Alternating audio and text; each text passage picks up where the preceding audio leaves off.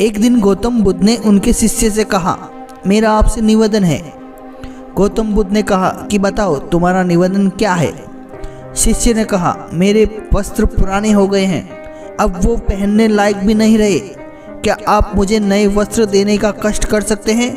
गौतम बुद्ध ने उनके शिष्य के वस्त्र देखे, सच में वो बहुत पुराने हो गए थे। इसलिए बुद्ध ने एक अन्य शिष्य को आदेश दिया कि तुम नए वस्त्र दिला दो। कुछ दिन बाद जब गौतम बुद्ध उनके शिष्य से मिले तब उन्होंने उनसे पूछा, क्या तुम्हें अपने नए वस्त्रों में आराम मिल रहा है? तुम्हें और तो नहीं चाहिए ना? तभी उस शिष्य ने कहा, धन्यवाद प्रभु, मुझे अब इन वस्त्रों में बिल्कुल आराम मिल रहा है, मुझे और कुछ भी नहीं चाहिए। गौतम बुद्ध ने शिष्य से पूछा, अब तुम्हारे पास तो नई वस्त्र हैं, तो तुमने पुराने वस्त्रों का क्या किया? शिष्य ने कहा, प्रभु अब वो ओढ़ने के लिए प्रयोग ले रहा हूँ। बुद्ध ने कहा, तो तुम्हारे पुराने ओढ़ने के लिए ओढ़नी रखी थी, उसका क्या किया? शिष्य ने कहा, मैंने उसे खिड़की पर पर्दे की जगह लगा दिया है। गौतम बुद्ध ने फिर से प्रश्न पूछा कि तुमने पुराने पर्दे का क्या किया? तुमने उसे फेंक दिया? शिष्य ने कहा, जी नहीं, मैंने पुराने पर्दे को अभी फेंके नहीं है।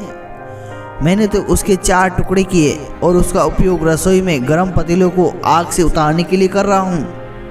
बुद्ध ने पूछा, फिर तुमने जो अपने रसोई में पुराने कपड़ों का क्या किया?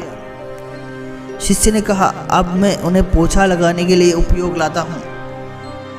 गौतम बुद्ध ने कहा, तो तुम्हारे पुराने पोछे को क्या हुआ?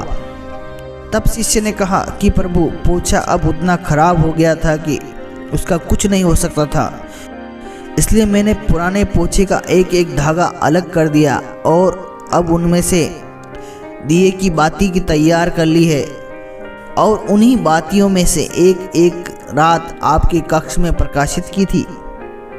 गौतम बुद्ध अपने शिष्य से संतुष्ट थे।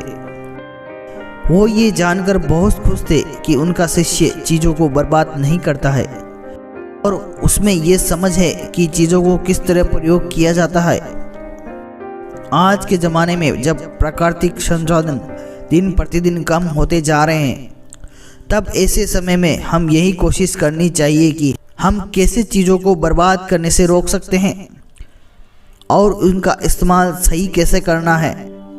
हम सब मिलकर अपने छोटे छोटे प्रयत्नों से चीज़ों को बर्बाद करने से रोक सकते हैं और चीज़ों को बर्बाद न करके इस धरती को बचा सकते हैं।